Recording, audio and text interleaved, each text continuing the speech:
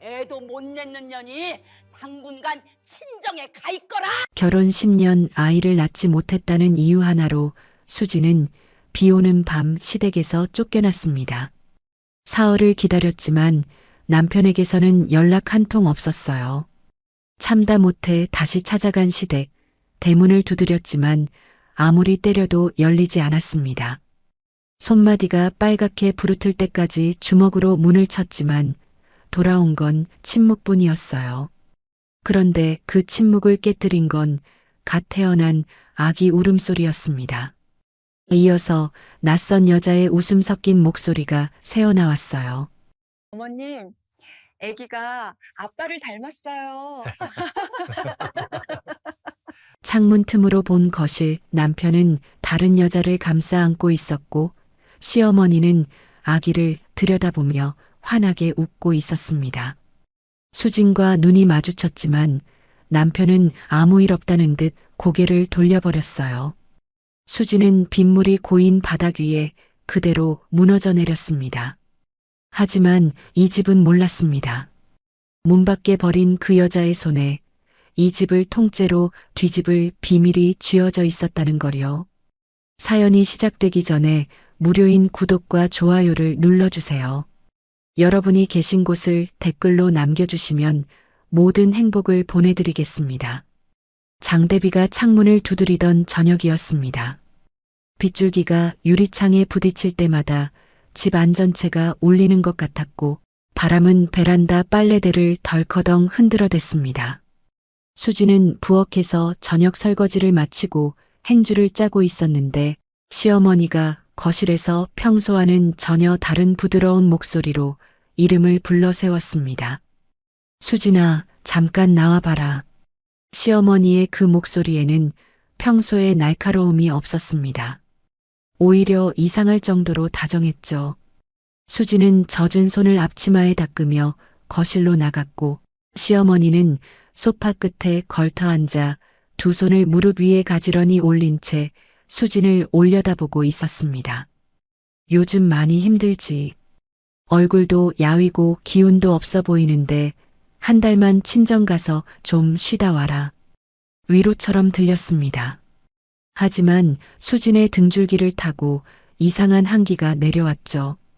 결혼한 지 10년 가까이 되도록 시어머니가 친정 가서 쉬라고 먼저 말한 적은 단 한 번도 없었기 때문입니다. 명절에 하루 다녀오겠다고 해도 눈치를 줬던 사람이 한 달을 다녀오라니요. 집안일은 누가 하느냐며 반나절도 비우지 못하게 했던 사람이 갑자기 한 달을 비우라니 수지는 무언가 잘못되었다는 걸 직감했습니다.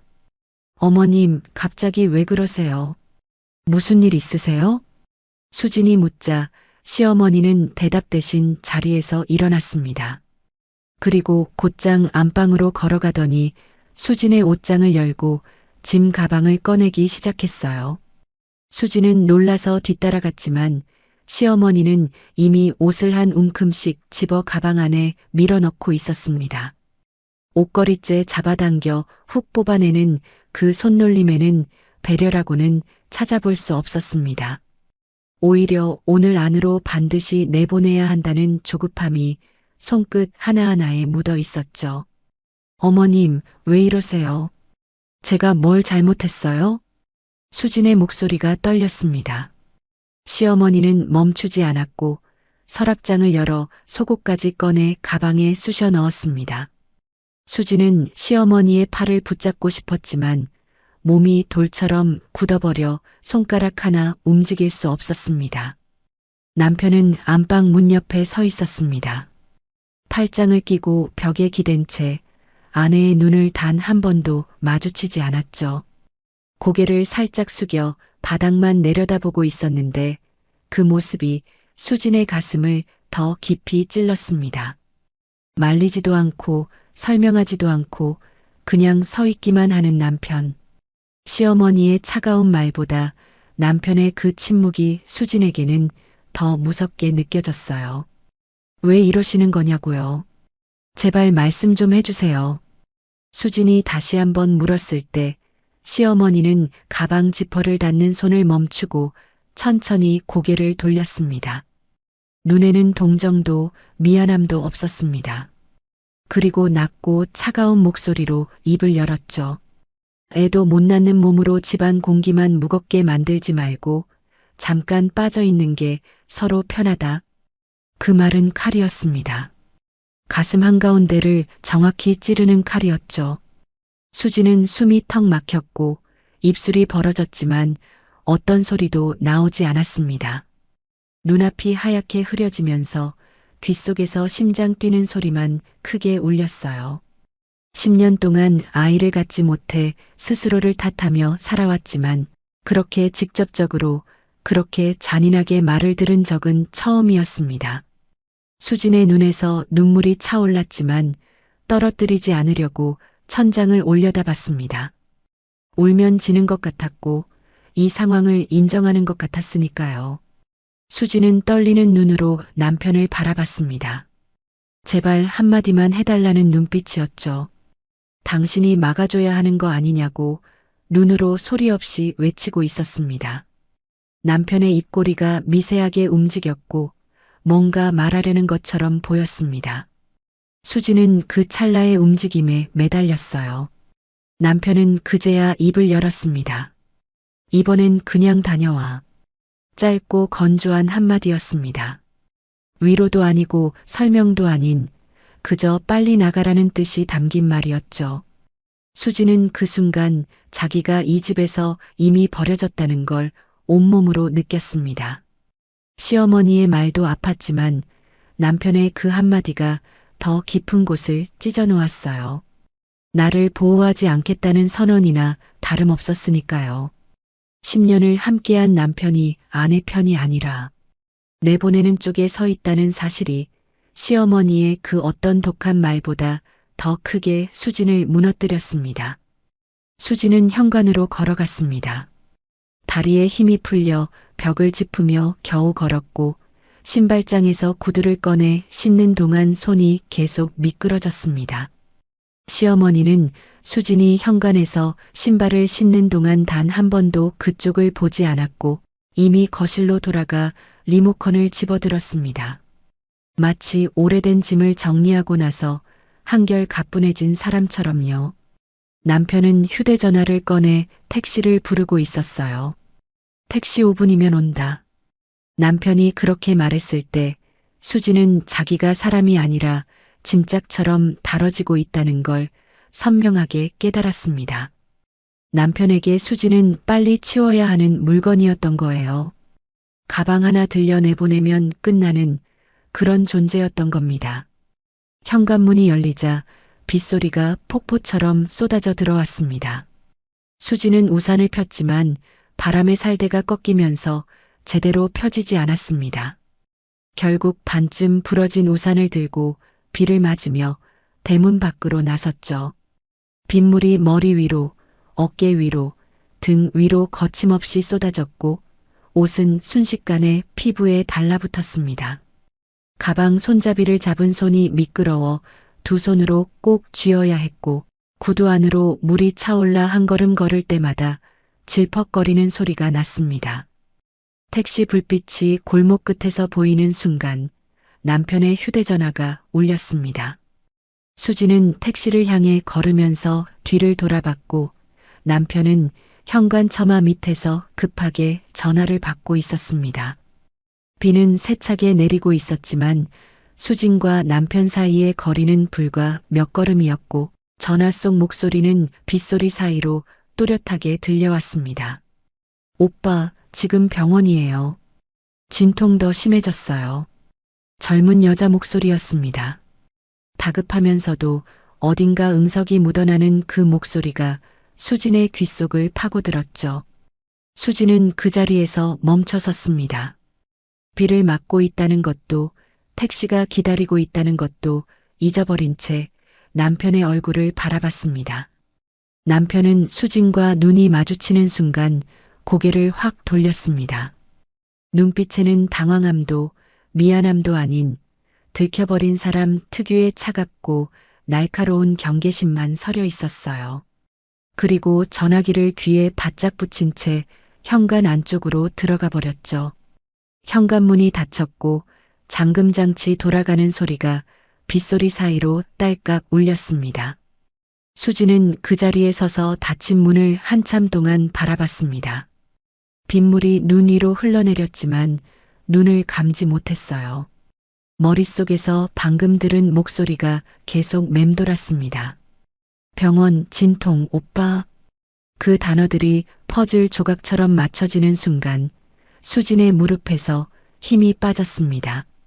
자기가 왜 갑자기 쫓겨나야 했는지, 시어머니가 왜 그렇게 서둘렀는지, 남편이 왜 눈을 피했는지 모든 것이 한꺼번에 이해되었습니다. 자리를 비워야 하는 이유는 수진이 힘들어서가 아니었어요. 다른 여자가 들어올 자리를 만들기 위해서였던 겁니다. 택시기사가 경적을 울렸고 수진은 겨우 정신을 붙잡고 차에 올라탔습니다. 문을 닫는 순간 차 안이 조용해졌지만 수진의 머릿속은 폭풍이 몰아치고 있었죠. 젖은 옷에서 물이 시트 위로 뚝뚝 떨어졌고 운전기사가 백미러로 힐끗 쳐다보며 어디 가시냐고 물었지만 수진은 한동안 대답하지 못했습니다. 겨우 입을 열어 친정 주소를 말했을 때 수진의 목소리는 바람 빠진 풍선처럼 얇고 힘없었습니다. 차창에 비가 줄줄 흘러내리고 있었고 수진은 그 빗줄기 너머로 점점 작아지는 시댁 불빛을 보며 입술을 깨물었습니다. 저 집에 불이 켜져 있는 한자기는 언제든 돌아갈 수 있을 거라고 믿었던 때가 있었습니다. 하지만 이제 그 불빛은 수진을 위한 것이 아니었어요. 그날 수진은 아내가 아니었습니다. 그 집에서 짐처럼 밀려난 사람이었죠. 10년을 바쳤던 집이 비오는 저녁단 30분 만에 수진을 내다버렸고 남편은 아내를 내보낸 그 발로 다른 여자에게 달려가고 있었습니다. 택시 뒷좌석에서 수진은 소리 없이 울었습니다. 눈물인지 빗물인지 구분할 수 없는 것들이 볼을 타고 턱 끝까지 흘러내렸고 주먹 안에 꼭 쥔 부러진 우산 손잡이만이 유일하게 수진이 붙잡고 있는 것이었습니다. 택시 안에서 흐느끼던 그 밤 이후 수진은 친정 작은 방 이불 속에서 꼼짝도 하지 못했습니다. 하지만 몸이 아파서가 아니었어요. 머릿속에서 지난 10년이 필름처럼 되감기며 멈추지 않았기 때문입니다. 한 장면이 끝나면 또 다른 장면이 이어졌고 그 장면들 속에서 수진은 언제나 고개를 숙이고 있었습니다. 수진은 결혼 후 10년 동안 아이를 낳지 못했다는 이유 하나로 스스로를 죄인처럼 여기며 살아왔습니다. 누가 죄를 묻기 전에 먼저 자기를 벌주었고 누가 손가락질하기 전에 스스로 고개를 숙였죠. 병원을 다니기 시작한 건 결혼 2년 차부터였습니다. 처음에는 시기가 안 맞는 거라며 대수롭지 않게 여겼지만 3년 차, 4년 차가 되어도 소식이 없자 시어머니의 눈빛이 달라지기 시작했어요. 대놓고 뭐라 하지는 않았습니다. 대신 한숨을 쉬었죠. 수진이 병원에서 돌아올 때마다 현관문이 열리는 소리에 고개를 돌렸다가 수진의 표정만 보고 아무 말 없이 길고 깊은 한숨을 내쉬었습니다.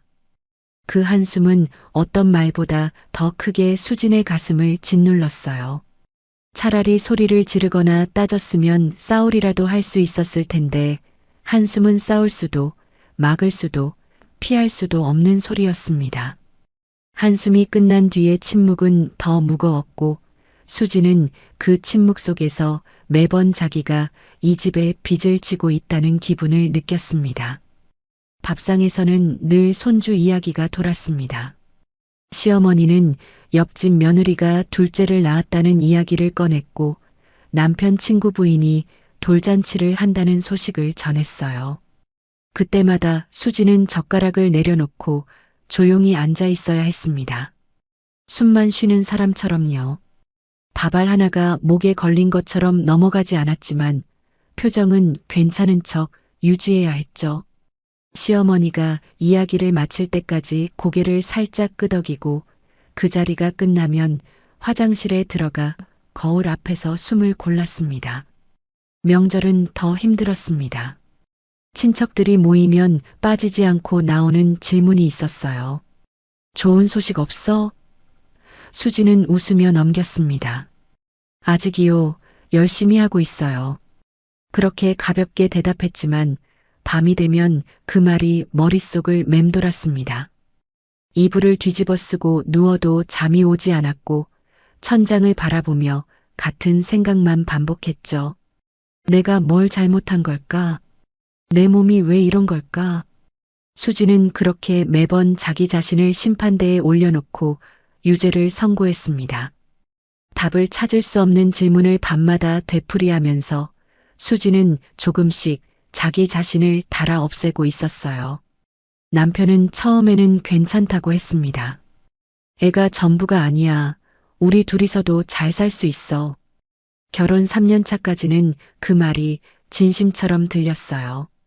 수진의 손을 잡아주었고 병원 앞에서 같이 기다려주었고 결과가 좋지 않은 날에는 맛있는 걸 사 먹자며 먼저 차 문을 열어주었죠. 하지만 시간이 갈수록 남편은 변했습니다. 눈을 피하기 시작했어요. 수진이 말을 걸면 휴대전화를 보며 짧게 대답했고 밥상에서 시어머니가 손주 이야기를 해도 더는 말리지 않았습니다. 예전에는 어머니 그만하세요라고 한마디쯤 했는데 어느 순간부터 숟가락만 들고 조용히 먹었죠. 말수가 줄었고 퇴근 시간이 늦어졌고 주말에도 갑자기 나가야 한다는 날이 잦아졌습니다. 같은 침대에 누워도 등을 돌리고 잤고 수진이 손을 뻗으면 이미 잠들었다는 듯 미동도 하지 않았어요. 수진은 그 변화를 알고 있었습니다. 남편이 조금씩 멀어지고 있다는 걸 온몸으로 느끼고 있었어요. 하지만 아무 말도 꺼내지 못했습니다. 혹시라도 그 말을 입 밖에 내는 순간 진짜로 남편을 놓쳐버릴 것 같았기 때문이에요. 모르는 척하면 아직 괜찮은 거라고, 말하지 않으면 무너지지 않는 거라고 수진은 스스로를 속이며 버텼습니다. 수진이 그렇게까지 남편을 붙잡았던 데는 이유가 있었습니다. 아버지 때문이었어요. 몇 년 전 아버지가 갑자기 쓰러졌을 때 병원비가 한꺼번에 밀려들었습니다. 수지는 어디서 돈을 구해야 할지 막막했고 친정 어머니와 밤마다 한숨만 쉬고 있었죠. 그때 남편이 나섰습니다. 자기 적금을 깨겠다고 했고 회사에 갑을까지 받아왔어요. 아버지 병실 앞 복도 의자에 나란히 앉아 남편은 수진의 손을 꼭 잡고 말했습니다. 장인어른 걱정하지 마. 내가 있잖아. 그 손의 온기를, 그 목소리의 단단함을 수지는 평생 잊지 못했습니다. 형광등 불빛 아래 창백한 복도에서 남편의 그 한마디가 수진에게는 세상 전부였어요. 아버지는 결국 오래 버티지 못했습니다. 마지막 날 산소호흡기 너머로 가쁜 숨을 몰아쉬며 아버지는 수진의 손을 꼭 잡았어요. 손에 힘이 거의 없었지만 눈빛만은 또렷했습니다. 그리고 가느다란 목소리로 말했죠. 저 사람은 믿어도 된다. 아빠가 보니까 저 사람이면 괜찮아. 수지는 그 말을 유언처럼 가슴에 새기고 살았습니다. 아버지가 믿으라고 한 사람이니까 내가 더 참아야 하는 거라고요. 아버지의 마지막 말을 저버리는 건 아버지를 2번 잃는 것 같았으니까요. 남편이 변하고 있다는 걸 느끼면서도 아버지의 그 한마디가 수진의 입을 막고 발을 묶고 있었습니다. 그래서 남편 휴대전화에서 낯선 여자의 메시지를 봤을 때도 수진은 눈을 감아버렸습니다. 남편이 샤워하러 간 사이 화면에 뜬 알림이었어요. 오빠 오늘 고마웠어라는 짧은 문장과 하트 하나. 수진의 심장이 쿵 내려앉았고 손끝이 차갑게 식었습니다. 귀 뒤로 피가 확 몰리는 게 느껴졌고 욕실에서 흐르는 물소리가 갑자기 아주 멀리서 들리는 것 같았죠. 하지만 수지는 휴대전화를 원래 자리에 내려놓고 아무 일도 없었다는 듯 부엌으로 돌아갔어요. 따져 물을 수 있었습니다. 그 메시지를 들이밀며 이게 뭐냐고, 그 여자가 누구냐고 물을 수 있었죠. 하지만 수지는 그러지 못했습니다. 따지는 대신 스스로를 탓했어요. 내가 부족해서 그런 거라고, 내가 아이만 낳았어도 이런 일은 없었을 거라고 모든 화살을 자기에게 돌렸습니다. 그리고 더 낮아졌죠. 남편 눈치를 더 보기 시작했고, 반찬을 더 정성껏 만들었고, 시어머니 앞에서 더 작아졌습니다. 마치 그렇게 하면 남편이 돌아올 거라고 믿는 것처럼요. 내가 아이만 낳았어도. 그 한 문장이 수진의 입을 막고 수진의 삶을 가두고 있었습니다. 병원에서 돌아올 때마다, 시어머니의 한숨을 들을 때마다, 남편의 눈을 피할 때마다 그 문장이 머릿속을 꽉 채웠어요. 수진은 자기가 사랑 때문에 남편을 붙잡고 있는 줄 알았습니다. 하지만 이불 속에서 지난 10년을 되짚어 보니 그건 사랑이 아니었어요. 죄책감이었습니다. 아이를 낳지 못한 미안함, 아버지의 유언을 저버릴 수 없다는 부담, 이혼하면 모든 게 내 탓이 될 거라는 두려움.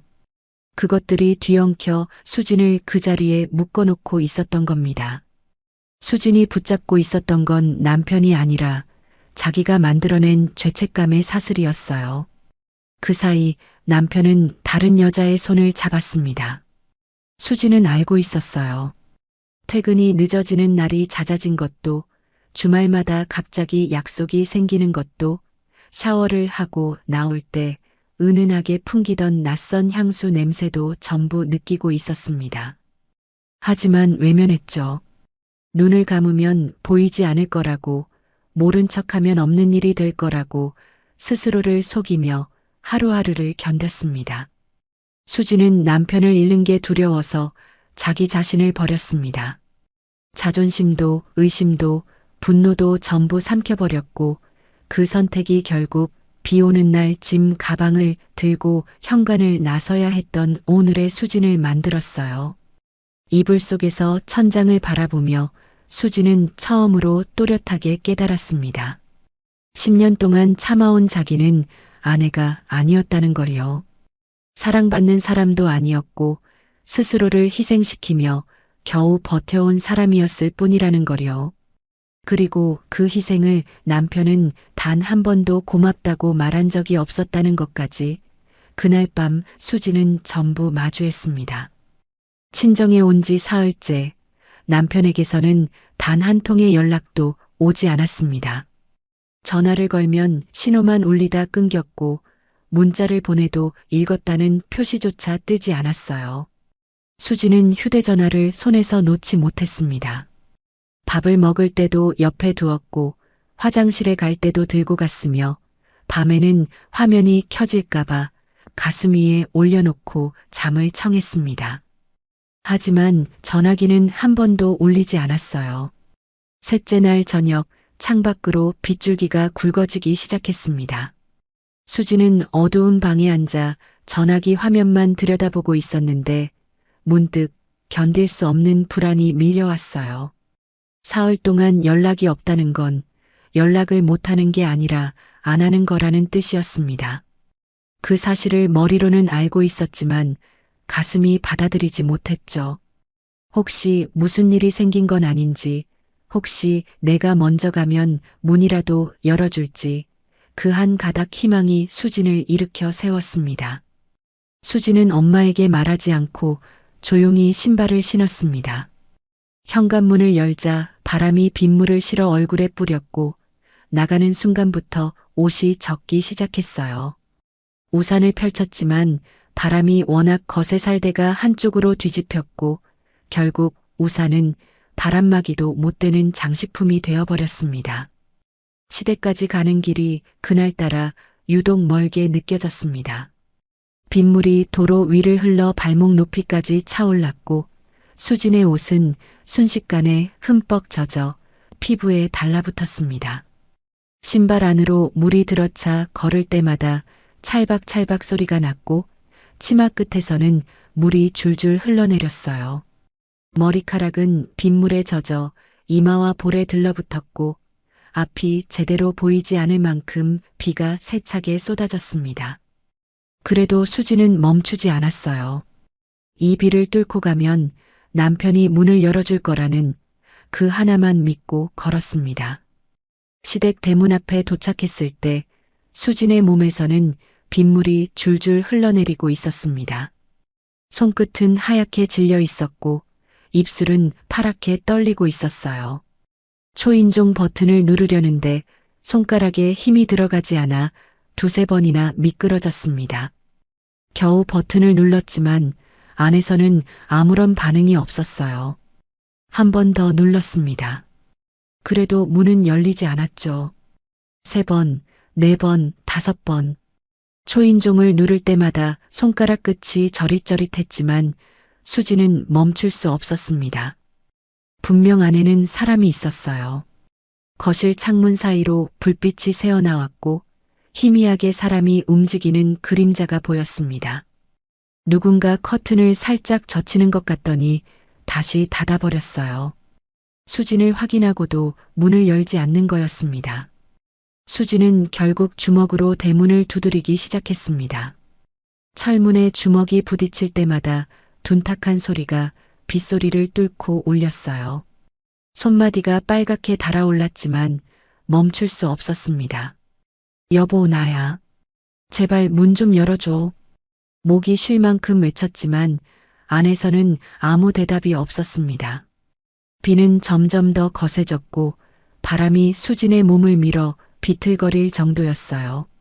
머리카락이 얼굴 전체에 붙어 시야가 흐려졌고 빗물이 눈 위로 쏟아져 눈을 뜨고 있기조차 힘들었습니다. 수지는 대문에 이마를 기대고 숨을 몰아쉬었어요. 차가운 철문의 감촉이 이마에 닿는 순간 눈물이 빗물 사이로 섞여 내렸습니다. 그때였습니다. 안에서 아기 울음소리가 들렸어요. 갓 태어난 아기 특유의 가늘고 날카로운 울음이었습니다. 수지는 이마를 대문에서 떼고 귀를 기울였어요. 울음소리에 이어 여자의 웃음 섞인 목소리가 들려왔습니다. 어머님, 아기가 아빠를 닮았어요. 이 눈 좀 보세요. 정말 쏙 빼닮았어요. 그 목소리는 다정했고 편안했고 이 집에 완전히 자리 잡은 사람의 말투였습니다. 마치 수진이 한 번도 존재하지 않았던 것처럼 그 자리가 원래부터 자기 자리였다는 듯이요.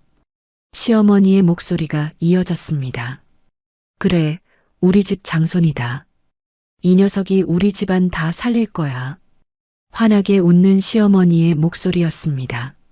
수진이 10년 동안 한 번도 들어본 적 없는 목소리였어요.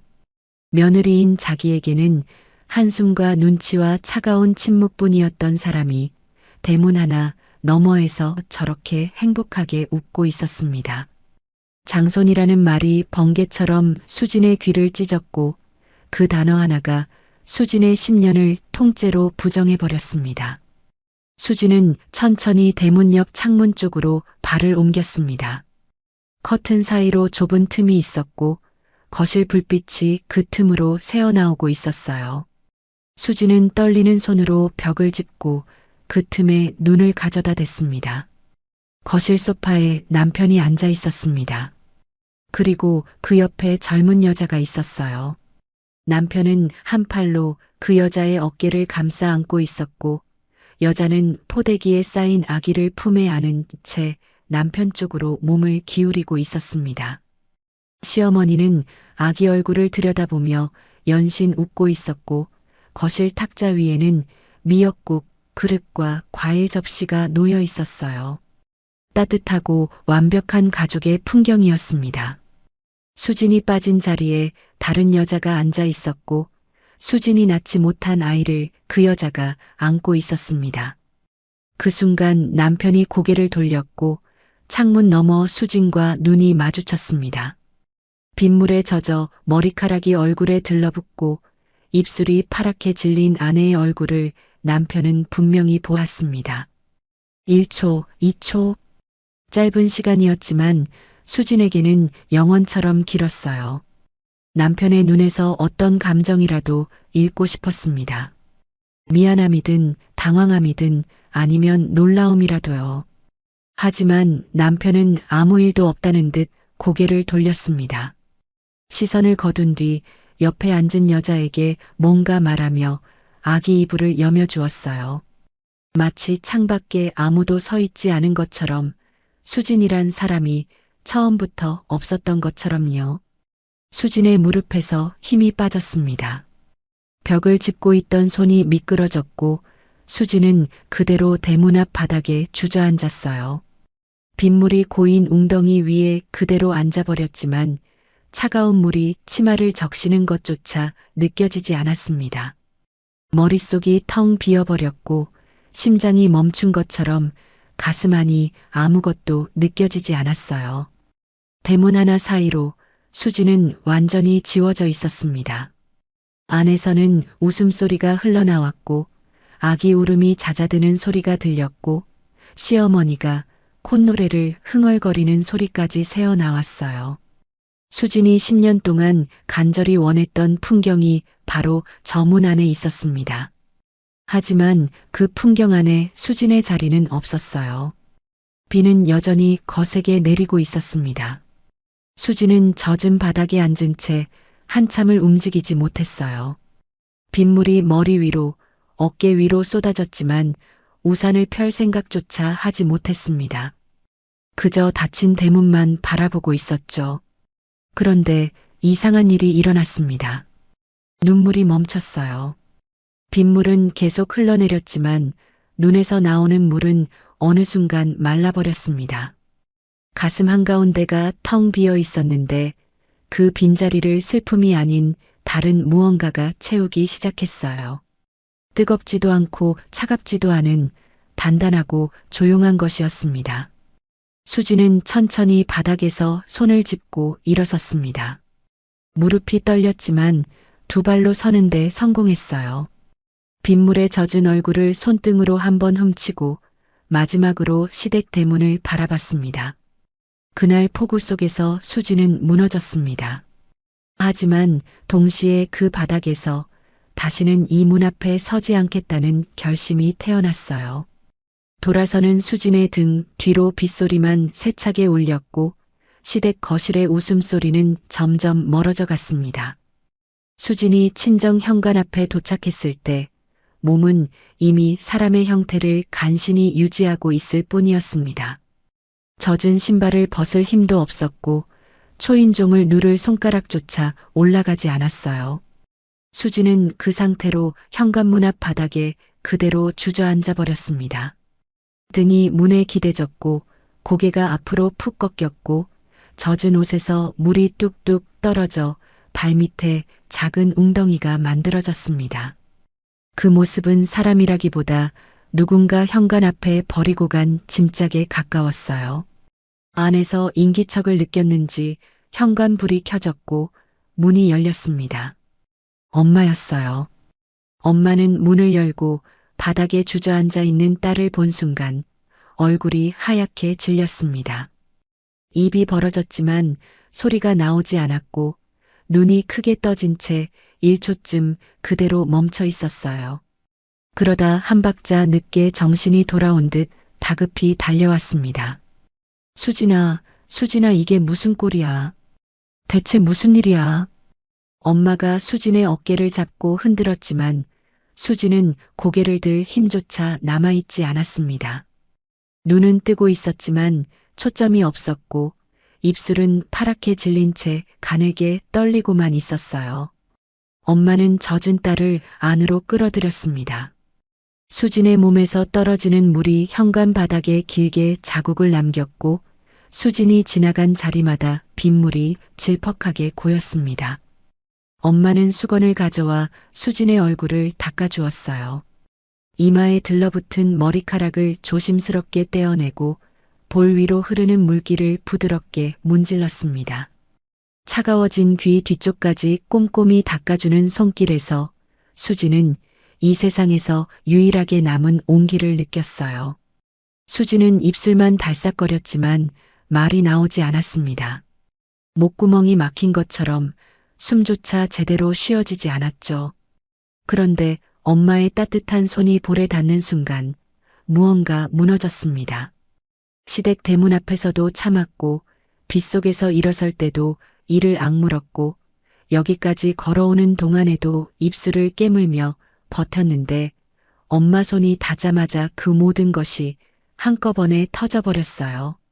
수지는 엄마 무릎 위에 얼굴을 묻고 그대로 흐느꼈습니다. 어린아이처럼 어깨를 들썩이며 숨이 넘어갈 듯 울었어요.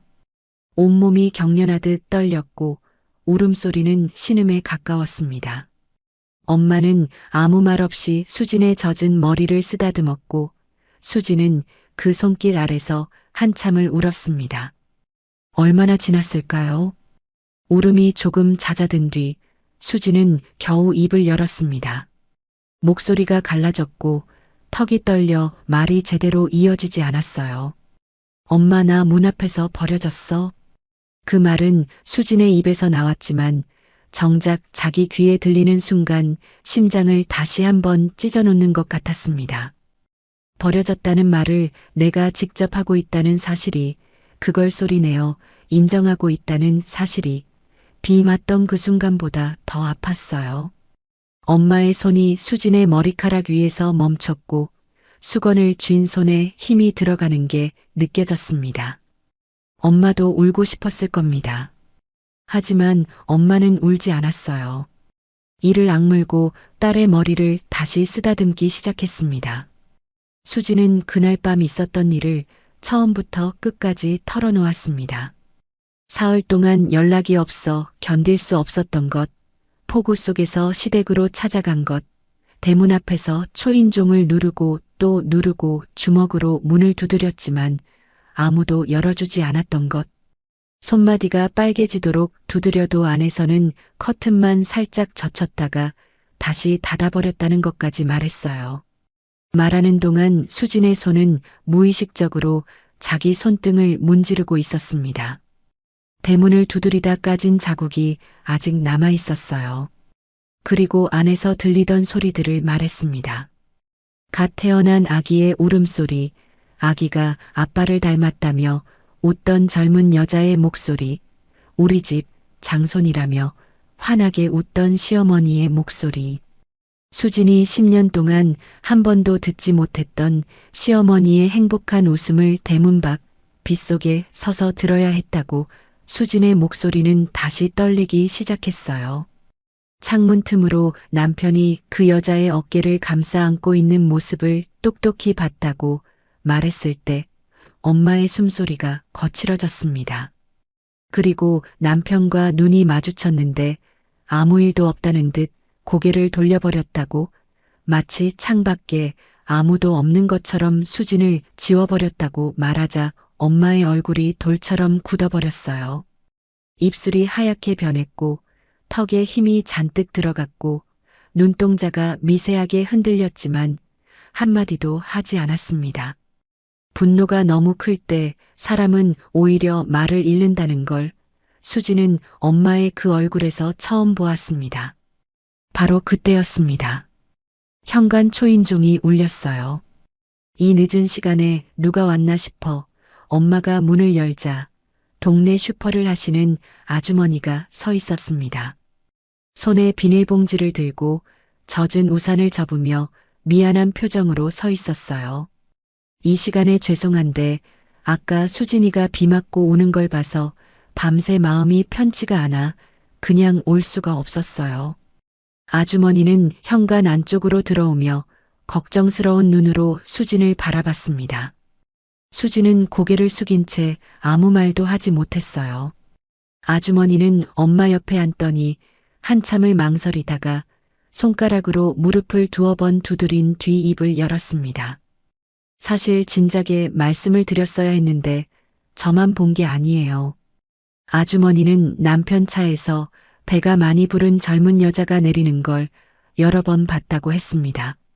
한두 번이 아니라 몇 달에 걸쳐 여러 차례였고 시어머니가 그 여자의 팔을 잡고 대문 안으로 데려가는 모습도 목격했다고요. 슈퍼 앞에서 물건을 정리하다가 볼 때마다 눈을 피했지만 동네 사람들 사이에서도 이미 말이 돌고 있었다고 조심스럽지만 또박또박 털어놨습니다. 아주머니는 진작 말하지 못한 게 미안하다며 고개를 숙였어요. 수지는 그 말을 들으며 바닥만 바라보고 있었습니다. 세상이 다 알고 있었던 거였어요. 동네 사람들이 슈퍼 아주머니가 옆집이 앞집이 모두 알고 있었는데 정작 수진만 모른 척하며 죄인처럼 침묵하고 버티고 있었던 겁니다. 수치심이 먼저 올라왔지만 그 수치심을 곧바로 뜨거운 분노가 삼켜버렸어요. 주먹을 꽉 쥐었고 이를 악물었고 목 안쪽에서 뜨거운 것이 치밀어 올라왔습니다. 10손가락 끝이 저릿저릿하게 달아올랐고 심장이 세차게 뛰기 시작했어요. 슬픔이 아니었습니다. 분노였습니다. 10년 동안 바닥에 짓눌러왔던 것이 한꺼번에 솟구치는 그런 분노였어요. 아주머니가 돌아간 뒤 거실에는 수진과 엄마만 남았습니다. 한동안 침묵이 흘렀어요. 빗소리만 창밖에서 세차게 울리고 있었고 거실 시계 초침 소리가 유난히 크게 들렸습니다. 엄마는 수진의 손을 잡았습니다. 차갑게 식어있던 수진의 손을 두 손으로 감싸쥐고 수진의 눈을 똑바로 바라보며 말했어요. 수진아, 잘 들어. 그 집이 널 버린 거지. 내가 버림받을 사람이 아니야. 절대로. 엄마의 목소리는 떨리지 않았습니다. 낮지만 단단했고 흔들림이 없었어요. 수지는 엄마의 눈을 바라봤습니다. 엄마의 눈에는 눈물이 고여 있었지만 끝끝내 떨어뜨리지 않았고 그 눈 속에는 딸에 대한 안쓰러움보다 더 깊고 단단한 무언가가 타오르고 있었습니다. 엄마. 수진이 부르자 엄마는 수진의 손을 더 꼭 쥐었어요. 마치 이 손을 놓으면 딸이 다시 그 집으로 돌아갈까봐 무서운 것처럼 뼈가 맞닿을 만큼 온 힘을 다해 잡고 있었습니다. 그날 밤 수지는 처음으로 확실히 깨달았습니다. 더 이상 울기만 해서는 아무것도 끝나지 않는다는 걸요. 참으면 괜찮아질 거라고, 눈 감으면 지나갈 거라고 믿었던 10년이 결국 자기를 대문 밖 빗속에 세워놓았다는 걸요. 이제는 참아서 되는 일이 아니었습니다. 울어서 풀리는 일도 아니었어요. 반드시 끝내야 하는 일이 생긴 거였습니다. 수지는 엄마의 손을 꼭 잡은 채 오랜만에 또렷한 눈으로 앞을 바라봤습니다. 눈물은 말라 있었고 떨리던 입술은 멈춰 있었습니다. 다음 날이 밝았지만 수지는 쉽게 일어나지 못했습니다. 눈은 떠졌는데 몸이 따라오지 않았어요. 천장에 아침 햇빛이 비치고 있었고 새소리도 들렸지만 수지는 이불 속에서 꼼짝도 하지 못한 채 숨만 쉬고 있었습니다. 간밤에 울다 지쳐 잠든 탓에 눈두덩이 부어올라 있었고 목은 쉰 듯 갈라져 침을 삼키는 것조차 아팠어요. 천장의 형광등 자국을 바라보며 수지는 생각했습니다. 어제까지의 내 인생은 대체 뭐였을까? 그 답이 나오지 않아 한참을 그렇게 누워 있었어요. 부엌에서 된장찌개 끓이는 냄새가 났습니다. 평소라면 일어나 밥상을 차렸을 시간이었지만 수지는 속이 울렁거려 한술도 뜰 수 없었어요. 엄마가 방문을 살며시 열고 물컵을 내밀었지만 수지는 컵을 잡으려다 손끝이 떨려 물이 출렁거렸습니다. 결국 두 손으로 컵을 감싸쥐고서야 겨우 한 모금을 넘겼어요. 물이 목을 타고 내려가는 게 느껴졌지만 속은 여전히 텅 비어 있었습니다. 엄마는 문가에 서서 그런 딸을 한참 동안 바라보고 있었습니다. 수진이 물컵을 바닥에 내려놓자 엄마는 조용히 방 안으로 들어와 수진 맞은편에 앉았어요. 두 손을 무릎 위에 올리고 한동안 말없이 앉아 있었습니다. 입술을 몇 번 달싹이더니 다시 다물었고 시선은 수진의 얼굴과 자기 무릎 사이를 오갔어요.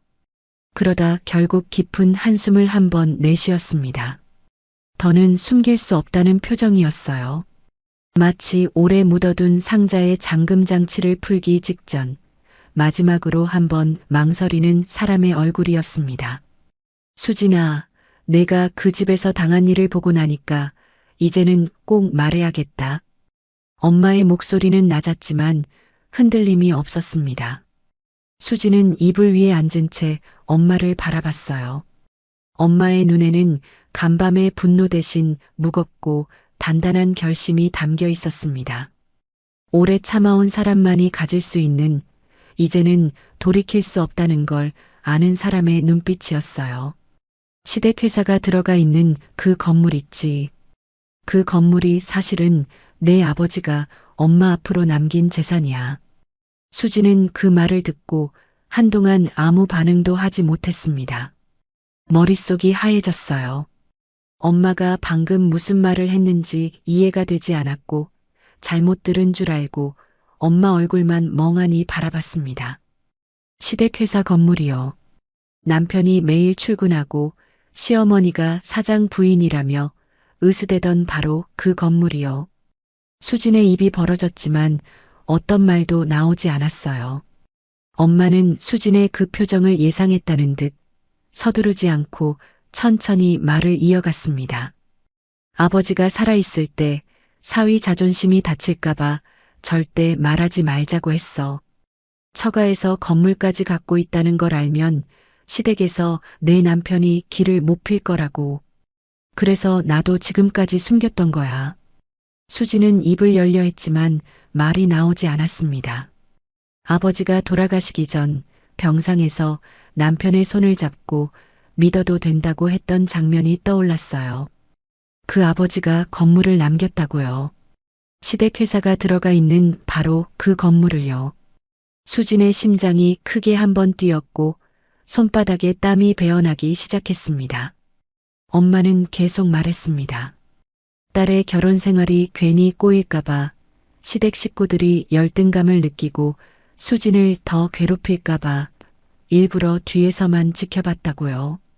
건물주라는 사실을 드러내는 순간 시댁과의 관계가 뒤틀릴 게 뻔했고 그 피해는 고스란히 수진에게 갈 거라고 판단했던 겁니다.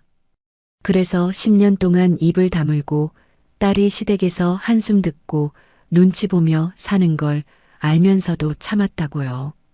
엄마는 그 말을 하면서 처음으로 목소리가 미세하게 떨렸어요. 참는다는 게 얼마나 힘들었는지 그 떨림 하나에 전부 담겨 있었습니다.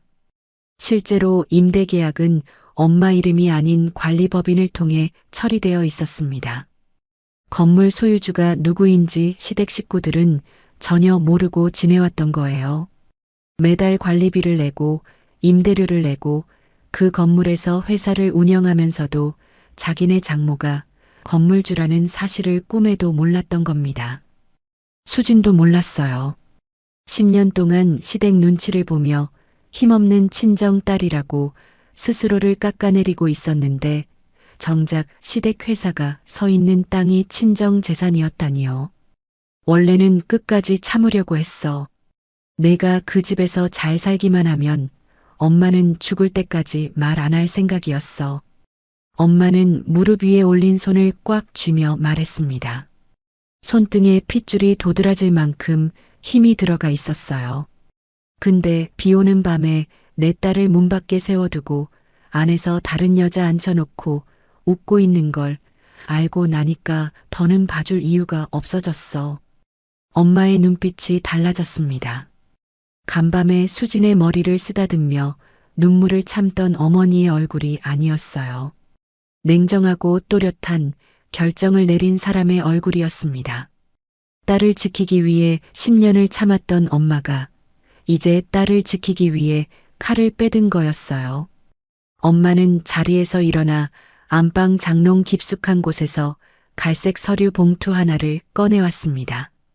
봉투는 오래된 것이었지만 모서리 하나 꺾이지 않은 채 깨끗하게 보관되어 있었어요. 10년 넘게 이 순간을 위해 지켜온 것처럼요. 엄마는 그 봉투를 수진 앞에 조용히 밀어놓았습니다. 여기 임대 계약서, 사본이랑 관리비 연체 내역, 그리고 계약 위반 조항까지 다 들어있어. 수지는 떨리는 손으로 봉투를 집어들었습니다. 봉투 입구를 열고 서류를 한 장씩 꺼내기 시작했어요. 임대 계약서에는 관리법인 이름과 계약 조건이 빼곡히 적혀 있었고 그 아래 연체 내역서에는 석, 달째 밀린 관리비 금액이 빨간 글씨로 찍혀 있었습니다. 계약 위반 조항에는 신용훼손, 용도 외 사용, 관리비 장기 연체 시 갱신 거절이 가능하다는 문구가 선명했어요.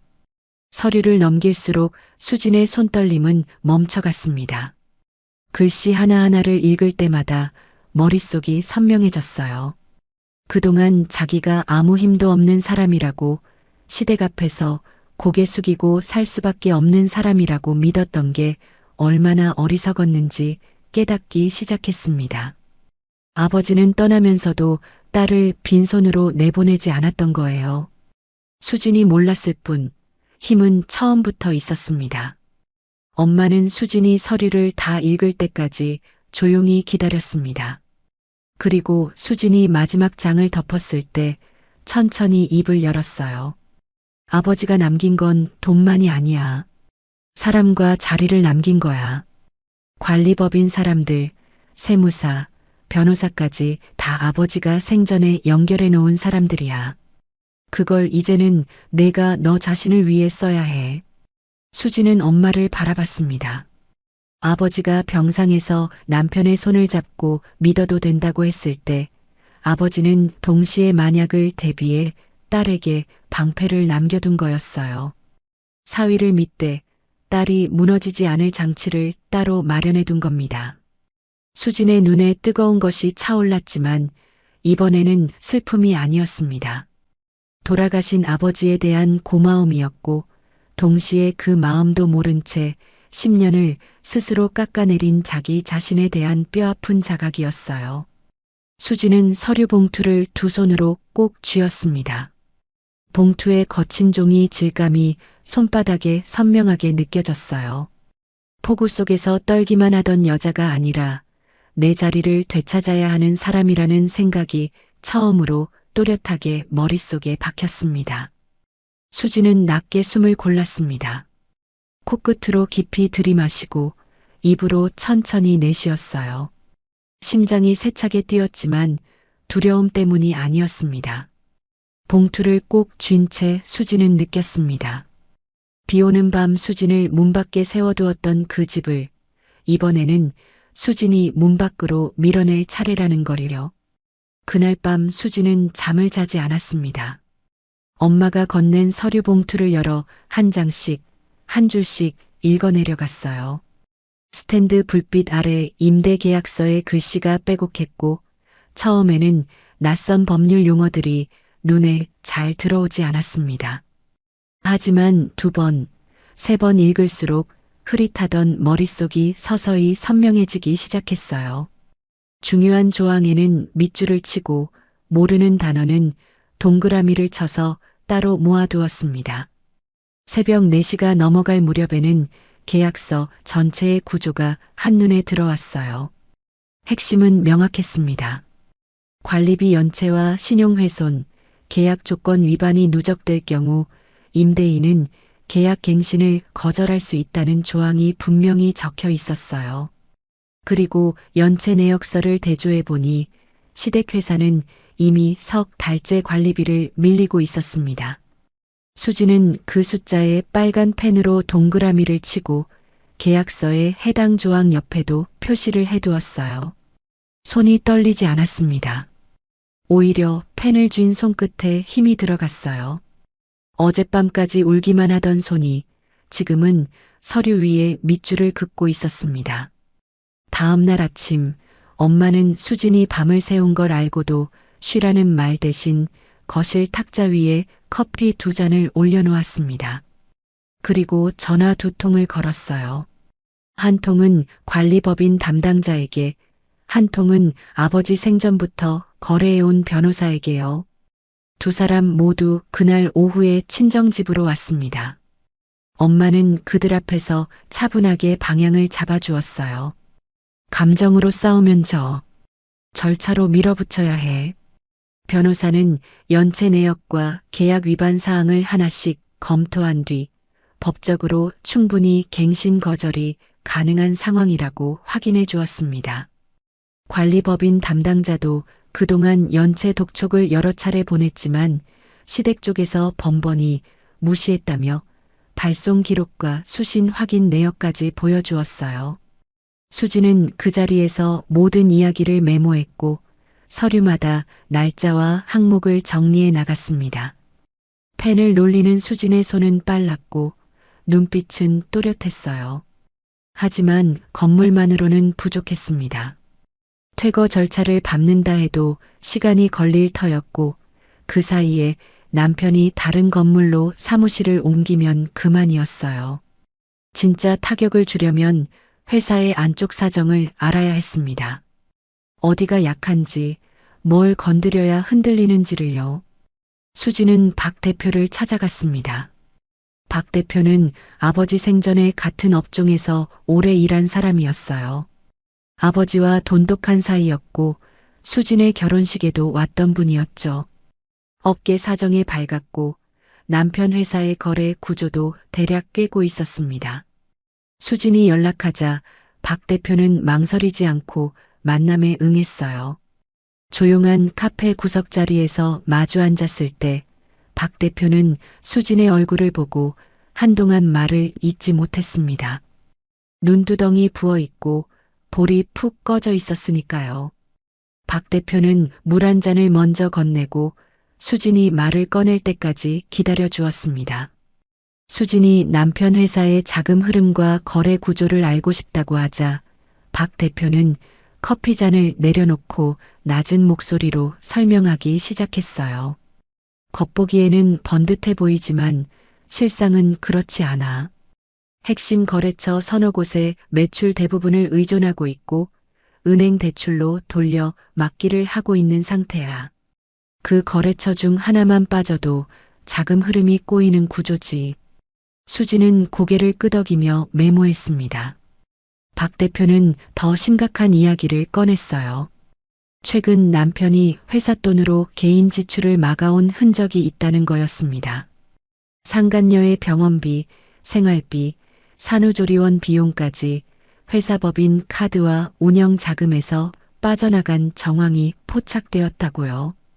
회사 안에서 직원들도 눈치를 채기 시작했고 거래처 몇 곳에서도 결제 지연에 대한 불만이 쌓이고 있었습니다. 내부가 이미 흔들리고 있었던 거예요. 수지는 그 말을 다 듣고도 바로 움직이지 못했습니다.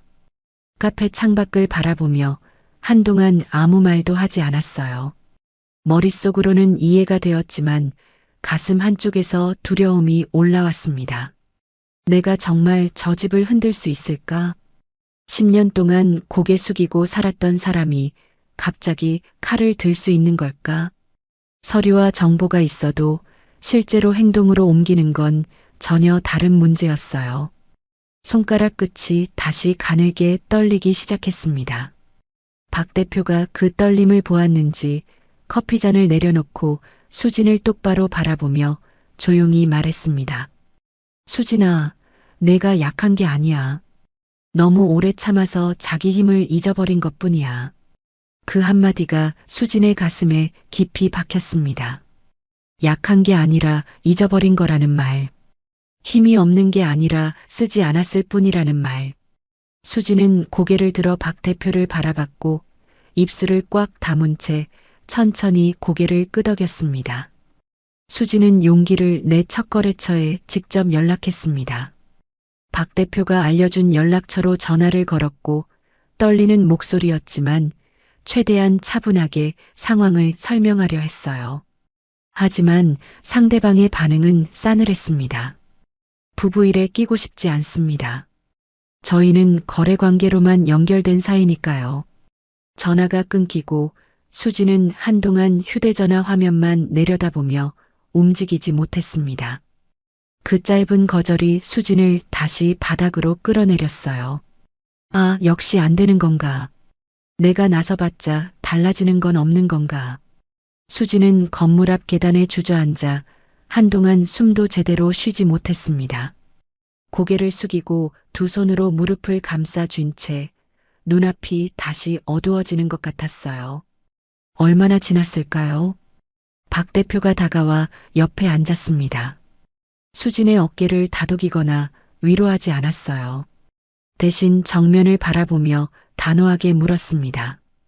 천문이 안 열렸다고 끝난 거면 내 인생도 여기서 끝났어야 하는 거냐? 수진은 고개를 들었습니다. 박 대표의 얼굴에는 동정이 아니라 믿음이 있었어요. 사람은 정으로 시작하지만 거래는 신뢰로 버티는 거야. 그리고 신뢰가 깨지면 저 집은 반드시 무너져. 하나가 안 되면 다른 길을 찾으면 돼. 길은 하나가 아니야. 수지는 그 말을 가슴에 새기며 천천히 일어섰습니다. 같은 날 저녁 뜻밖의 연락이 왔어요. 김 과장이었습니다. 남편 회사에서 격리를 맡고 있는 사람이었죠.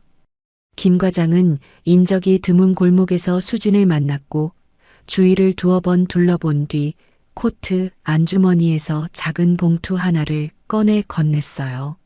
안에는 회사 자금 현황표와 내부 지출 자료가 들어 있었습니다.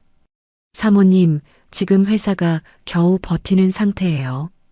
다음 달 결제 일정만 넘어가면 자금이 바닥날 수도 있어요. 김 과장의 목소리는 작았지만 절박했습니다. 회사가 무너지면 자기 월급도 위험해지는 사람이었으니까요. 봉투를 건네는 김 과장의 손도 미세하게 떨리고 있었어요. 수지는 봉투를 받아들며 고개를 숙여 고맙다고 인사했습니다. 그 봉투를 손에 쥔 순간 수지는 더 이상 울지 않았습니다. 눈물이 마른 게 아니라 울 자리를 다른 것이 대신 채운 거였어요. 처음으로 내가 피해자가 아니라 끝을 정할 사람이라는 감각이 온몸에 퍼졌습니다. 건물 계약서, 연체 내역, 회사 자금표. 수진의 손 안에 필요한 것들이 하나씩 모이고 있었어요. 수진은 입술을 깨물었습니다. 그리고 낮지만 또렷한 목소리로 중얼거렸어요. 하나씩 사정하는 건 끝났어. 이제는 내가 저들의 마지막을 정할 거야. 그 말이 입 밖으로 나오는 순간 수진의 등이 펴졌습니다. 오랜만이었어요. 누구 앞에서 웅크리지 않고 자기 목소리로 자기 의지를 말한 것이요. 수진은 며칠 동안 고민했습니다. 거래처를 한 곳씩 설득할 수도 있었지만 첫 번째 전화에서 돌아온 싸늘한 거절이 아직 귓가에 남아 있었어요. 한 곳씩 두드려봤자 부부 일에 끼고 싶지 않다는 말만 반복될 게 뻔했습니다. 그래서 수지는 방법을 바꾸기로 했어요. 하나씩 흔드는 대신 남편 회사가 가장 의지하던 세 곳을 동시에 건드리기로 마음을 굳힌 겁니다. 한 곳이 빠지면 불편한 수준이지만 세 곳이 동시에 빠지면 회사는 서 있을 수 없었어요. 박 대표가 움직여 주었습니다. 오래된 업계 신뢰를 바탕으로 세 곳의 거래처 대표들과 각각 따로 자리를 만들었어요. 밥 한 끼, 커피 한 잔, 골프장 라운딩 한 번. 자연스러운 자리에서 자연스럽게 이야기를 꺼냈습니다. 박 대표는 감정적인 말은 일절하지 않았어요. 대신 사실만 전달했죠. 수진도 직접 나섰습니다. 박 대표가 자리를 만들어주면 수진은 준비해간 자료를 조심스럽게 펼쳤어요.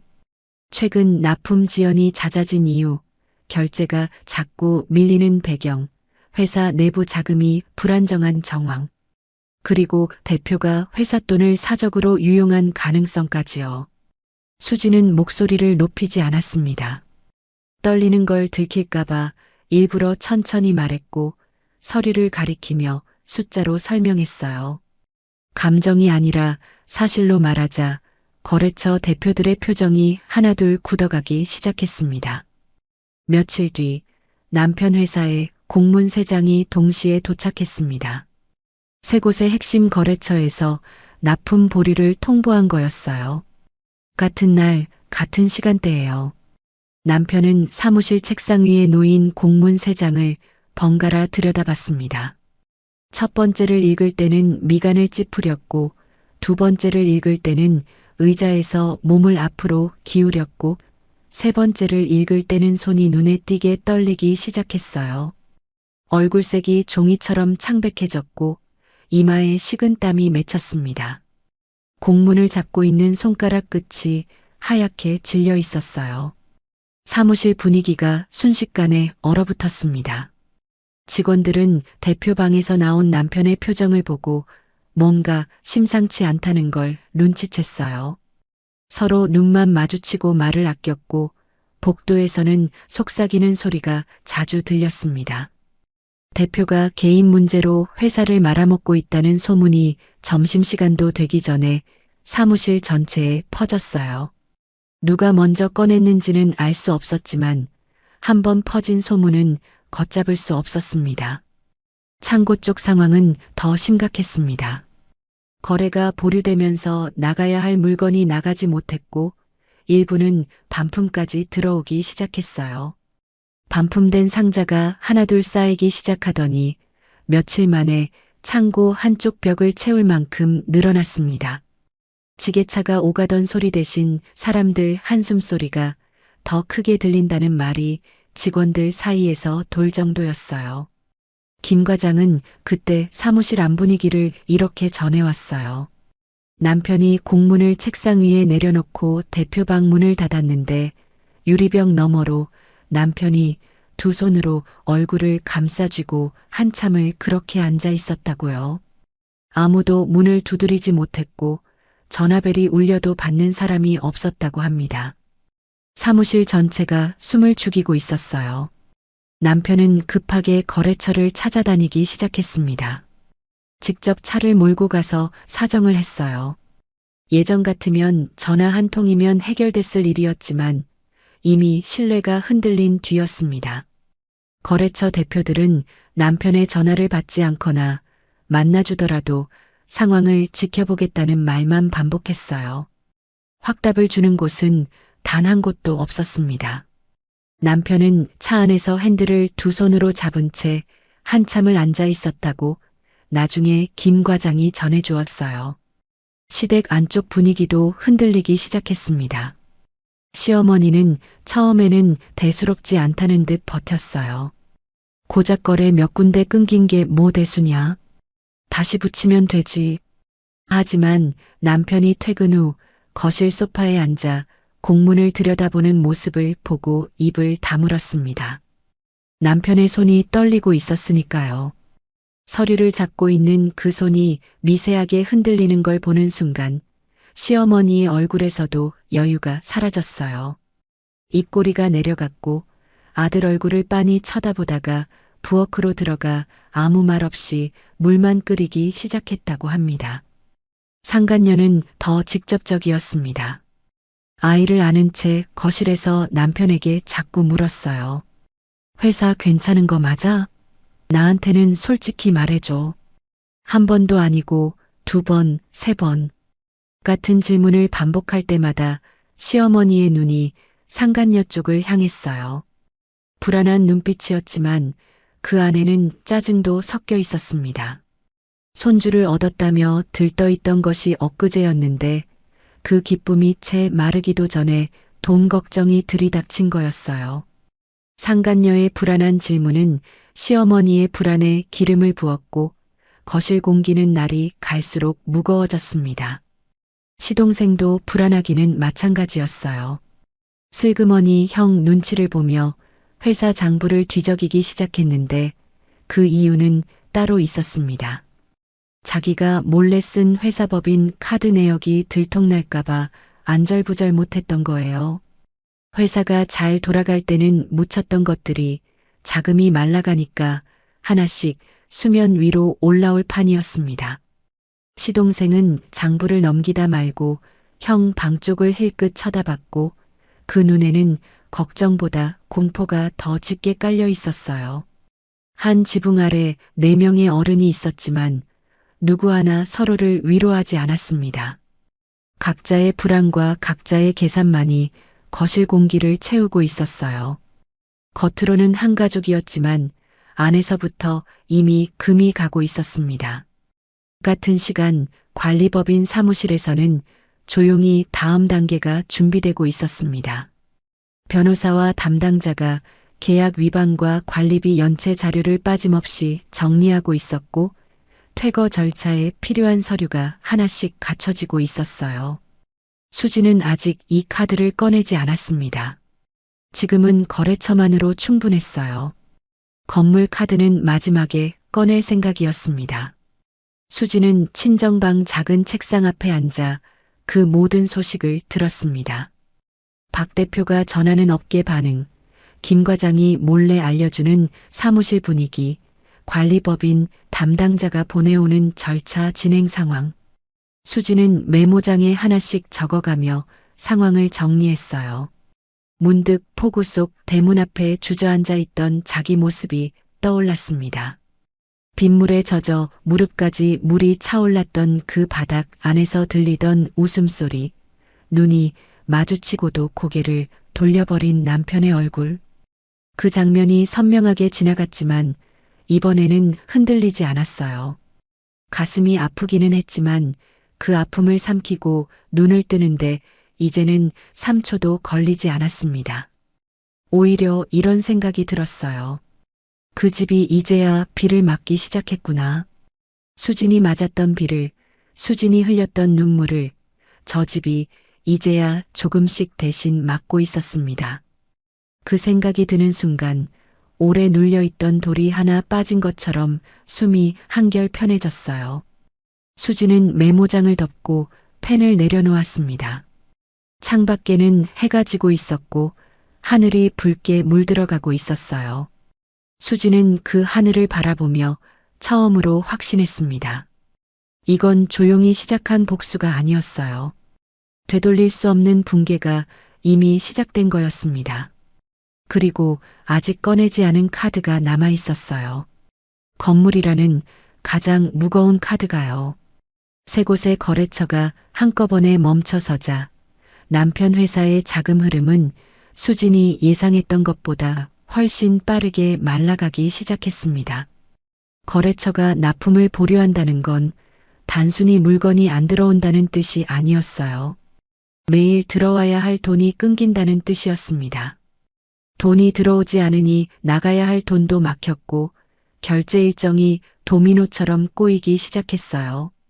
하청업체에 줘야 할 대금이 밀렸고 원자재 값을 내지 못해 다른 거래처까지 눈치를 보기 시작했습니다. 창고 상황은 날이 갈수록 심각해졌어요. 보류된 납품분이 쌓이는 데다 반품까지 들어오면서 상자가 벽처럼 높이 쌓여갔습니다. 창고 직원이 지게차를 몰고 들어갈 공간도 빠듯해졌고 복도까지 상자가 밀려나올 지경이었어요. 누군가 창고 앞을 지나가며 물건이 나가는 게 아니라 들어오기만 한다고 혀를 찼다는 이야기가 김 과장을 통해 전해졌습니다. 남편은 아침부터 밤까지 전화기를 붙잡고 살았습니다. 거래처 대표에게, 은행 담당자에게, 아는 사람이란 사람에게 모조리 전화를 걸었어요. 허리를 굽히고 사정하고 한 번만 기회를 달라고 매달렸습니다. 하지만 돌아오는 건 한결같았어요.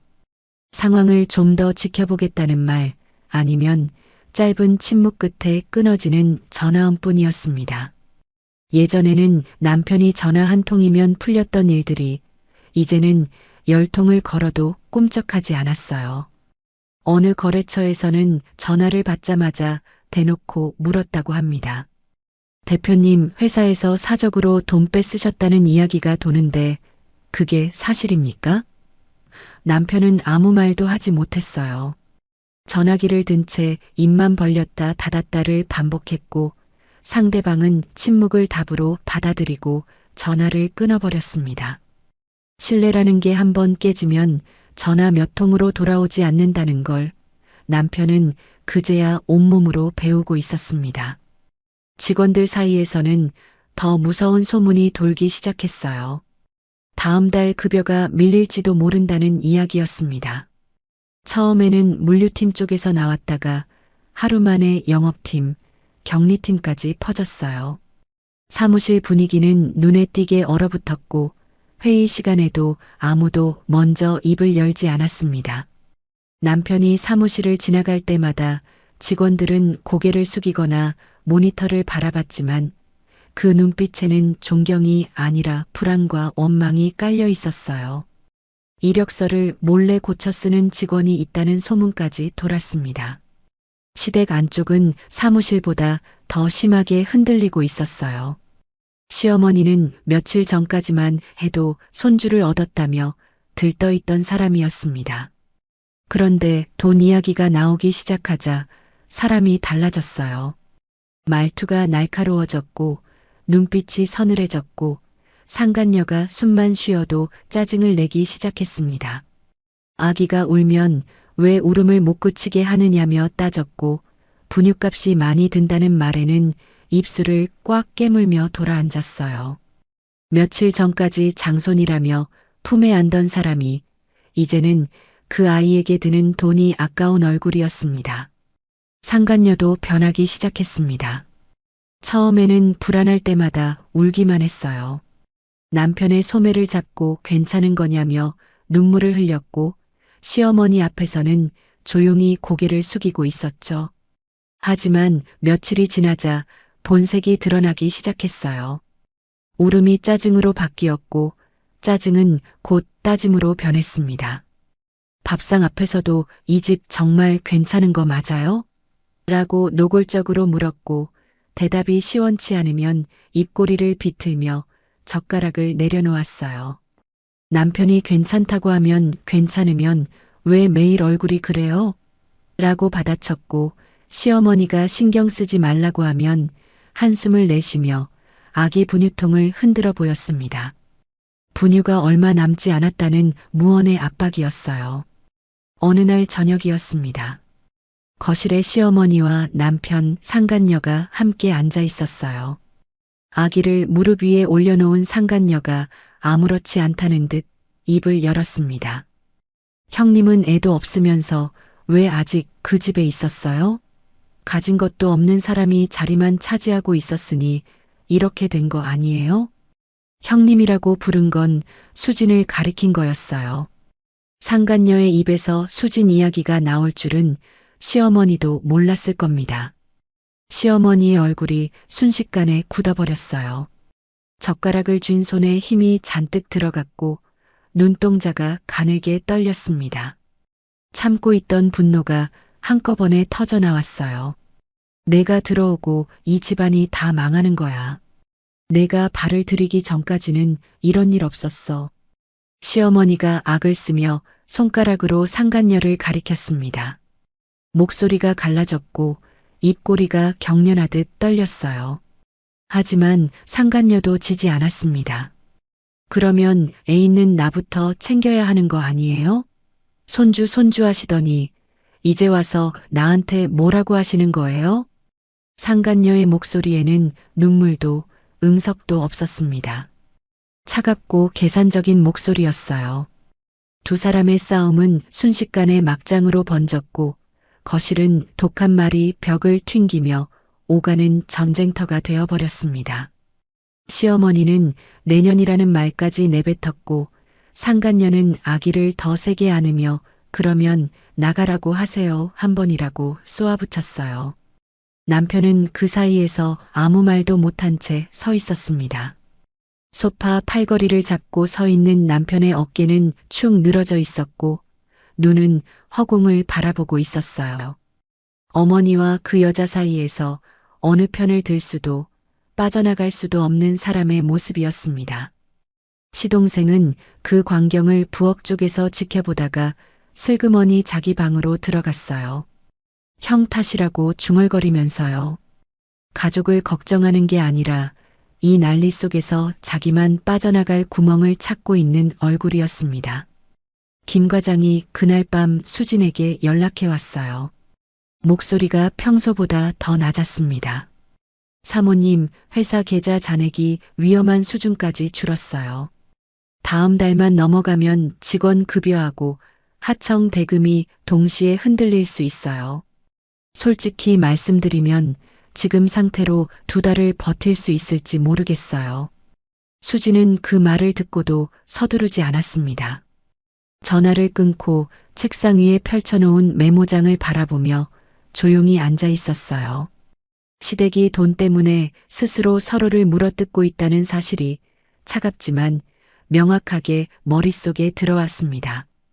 수진이 더 손을 대지 않아도 저 집은 이미 안에서부터 갈라지고 있었어요.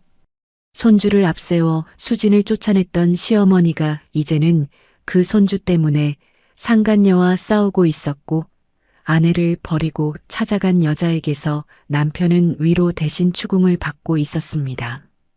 수진이 폭우 속에서 맞았던 것들이 시간차를 두고 저 집 안으로 하나씩 되돌아가고 있었어요. 폭우 속에서 수진을 지워버렸던 집이 이제는 반품 상자와 연체표, 독한 말싸움으로 자기 얼굴을 스스로 지식이고 있었습니다. 장손이라며 환하게 웃던 거실은 사라졌고, 아기 울음과 웃음으로 가득하던 그 공간은 돈 이야기가 나올 때마다 서로의 약점만 찌르는 전쟁터로 바뀌어 있었어요. 수지는 메모장 끝에 한 줄을 적었습니다. 다음 단계 건물. 그리고 펜을 내려놓았어요. 이것이 첫 번째 클라이막스였습니다. 수진이 손을 더 대지 않아도 돈줄이 막히자 저 집은 안에서부터 무너져 내리기 시작했어요. 그리고 아직 가장 무거운 카드는 꺼내지도 않은 상태였습니다. 회사가 흔들리는 와중에 한 통의 내용 증명이 남편 회사 앞으로 도착했습니다. 관리법인 명의로 발송된 공식 서류였어요. 격리 직원이 봉투를 뜯어 남편에게 전달했고, 남편은 대표방에서 혼자 그 서류를 펼쳤습니다. 서류에는 관리비 장기 연체와 실내훼손, 계약 조건 위반을 이유로 임대계약 갱신 거절과 퇴거 절차를 진행한다는 내용이 적혀 있었어요. 법률 용어가 빼곡했지만 핵심은 단 한 줄이었습니다. 이 건물에서 나가라는 뜻이었죠. 남편은 서류를 읽는 내내 손끝을 떨었고, 마지막 장까지 읽고 나서도 서류를 내려놓지 못한 채 한참을 그 자리에 앉아 있었습니다. 시어머니에게 연락이 갔어요. 시어머니는 전화를 받자마자 씩씩대기 시작했습니다. 건물주가 갑자기 왜 이러는 거야? 그동안 잘 있다가 이제 와서 무슨 퇴거야? 하지만 목소리가 갈라져 있었어요. 화를 내는 것 같으면서도 그 안에 두려움이 묻어 있었습니다. 거래처에 이어 건물까지 흔들리니 시어머니도 이번에는 심상치 않다는 걸 느꼈던 겁니다. 바로 그 다음 날이었습니다. 오후 2시 남편 회사 회의실 문이 열렸어요. 직원 한 명이 안내한 사람은 남편도 시어머니도 전혀 예상하지 못한 사람이었습니다. 수진의 엄마였어요. 검은 코트를 단정하게 입고 서류철을 한쪽 팔에 끼고 조용하지만 흔들림 없는 걸음으로 회의실 안까지 걸어 들어왔습니다. 화장기 없는 얼굴이었지만 눈빛은 또렷했고 등은 곧게 펴져 있었어요. 그 자리를 위해 오래 준비해온 사람의 걸음이었습니다. 남편이 먼저 엄마를 알아봤습니다.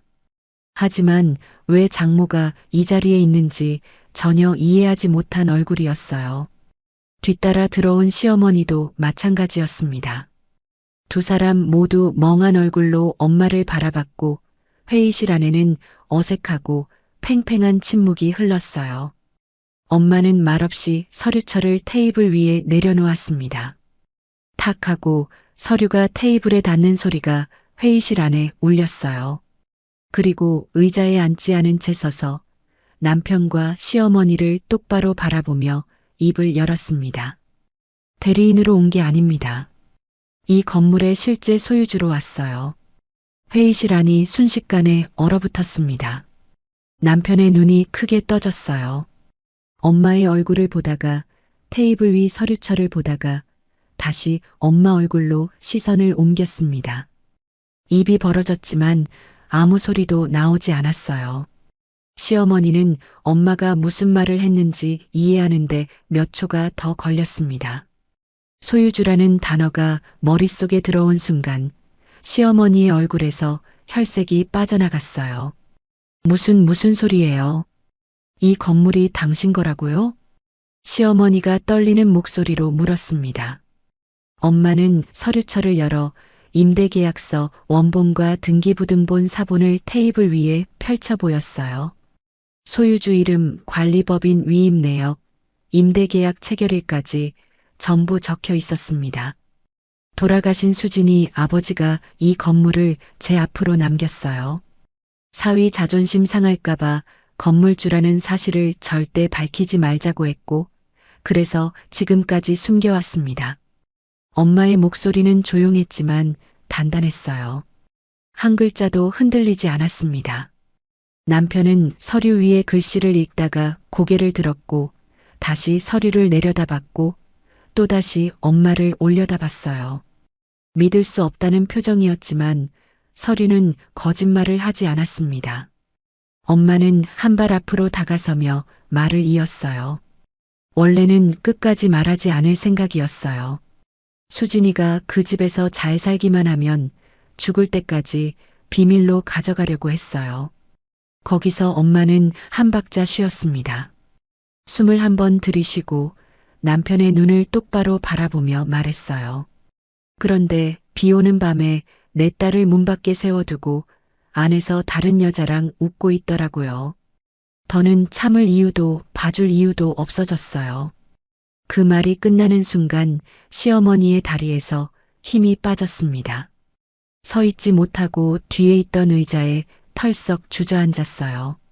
두 손이 무릎 위에서 가늘게 떨리고 있었고 입술은 하얗게 말라 있었습니다. 남편은 입술만 떨릴 뿐 어떤 변명도 내놓지 못했어요. 아버지의 자존심을 지켜주려고 숨겨왔다는 말, 비 오는 밤에 딸을 문 밖에 세웠다는 말, 그 두 문장 사이에 남편이 끼어들 틈은 없었습니다. 10년 동안 처가를 만만하게 봐왔던 거예요.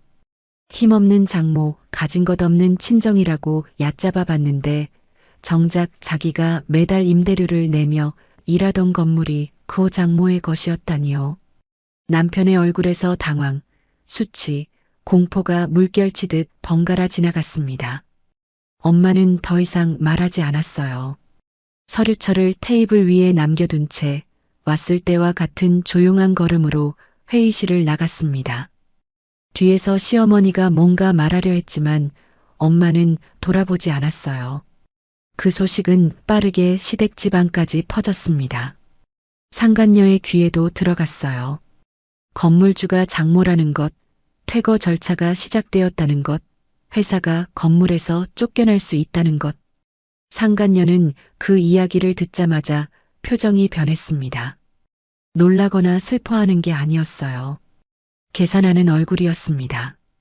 5초쯤 가만히 서 있다가 말없이 방으로 들어갔고 아이 짐부터 챙기기 시작했어요. 기저귀 가방, 분유통, 아기 옷가지를 큰 가방에 쑤셔 넣었습니다. 옷장도 열어 자기 옷 몇 벌을 꺼내 접지도 않고 가방 위에 얹었어요. 남편이 방문을 열고 들어왔을 때 상간녀는 이미 코트를 걸치고 있었습니다. 왜 이래? 잠깐만 앉아서 이야기하자. 남편이 말했지만 상간녀는 고개도 돌리지 않았어요. 가방 지퍼를 닫으며 차갑게 말했습니다. 돈도 없고 자리도 없는데 내가 왜 여기 있어요? 그 한마디에 남편은 아무 말도 하지 못했어요. 상간녀의 눈에는 미련도 미안함도 눈물도 없었습니다. 계산이 끝난 사람의 눈이었어요. 돈이 있을 때는 오빠라 부르며 품에 안겼지만 돈이 마르자 남은 건 아무것도 없었던 겁니다.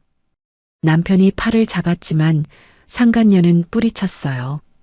아기를 한 팔에 안고 가방을 다른 손에 든 채 현관으로 걸어갔습니다. 시어머니가 뒤따라 나왔어요. 울면서 손주라도 놔두고 가라고 제발 한 번만 더 생각해 보라고 매달렸습니다.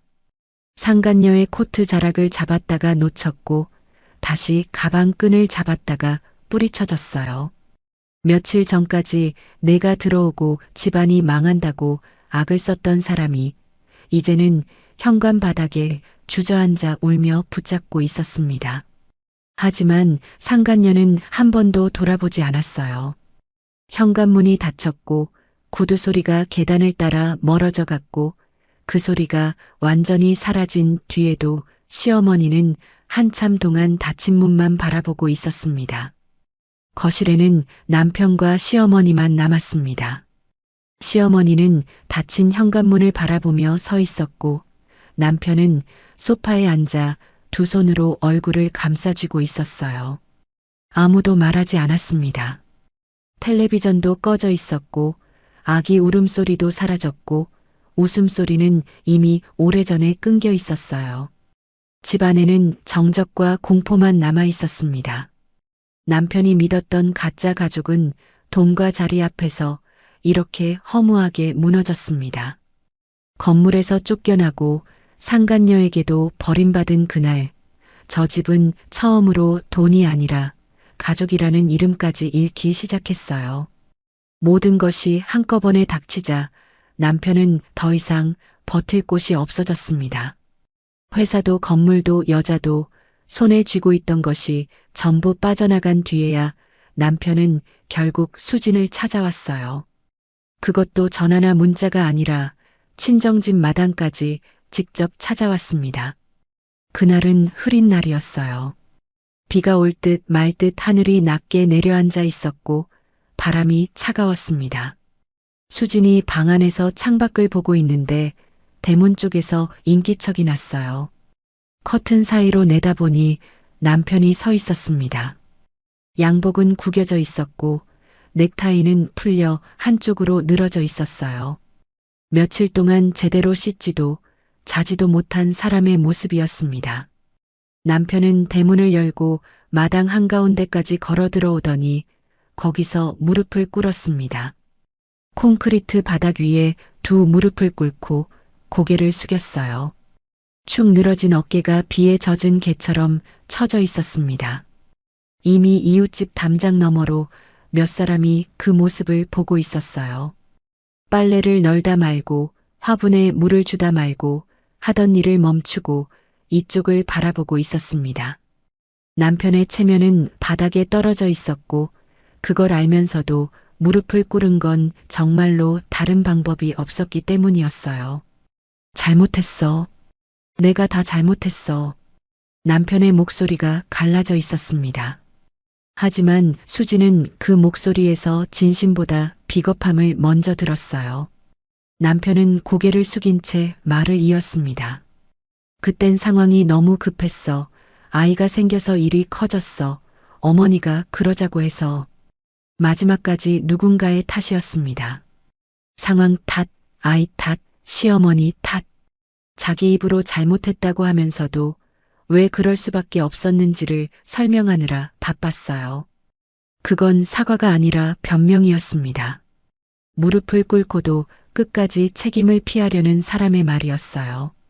수진을 쫓아낸 것도, 다른 여자를 들인 것도, 폭우 속에서 대문을 열지 않은 것도 전부 어쩔 수 없었다는 식이었습니다. 10년을 함께한 아내에게 잘못했다면서 정작 자기가 뭘 잘못했는지는 한 번도 말하지 않았어요.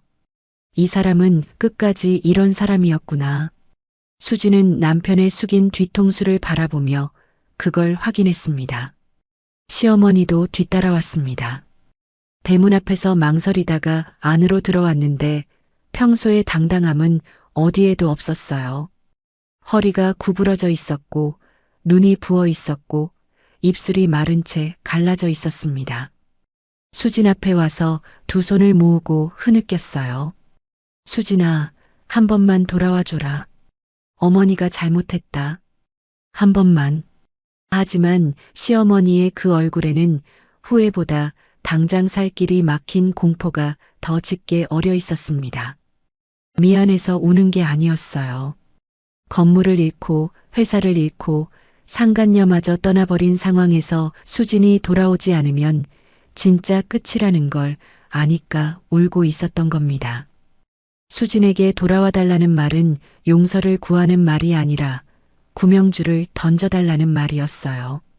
수진은 현관 앞 계단에 서서 그 둘을 내려다보고 있었습니다. 무릎 꿇은 남편과 흐느끼는 시어머니. 10년 전이었다면 수진은 뛰어내려가 남편을 일으켜 세웠을 거예요. 괜찮다고, 다시 시작하자고, 내가 참으면 된다고 말했겠죠. 하지만 지금의 수진은 달랐습니다. 수진은 조용히 그들을 바라보며 10년을 떠올렸어요.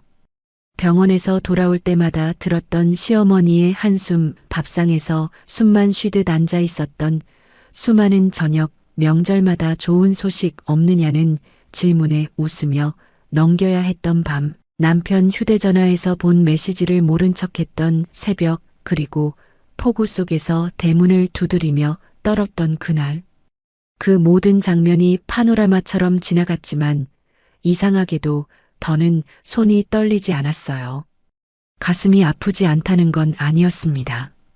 다만 그 아픔이 더 이상 수진을 무릎 꿇게 만들지 못했어요.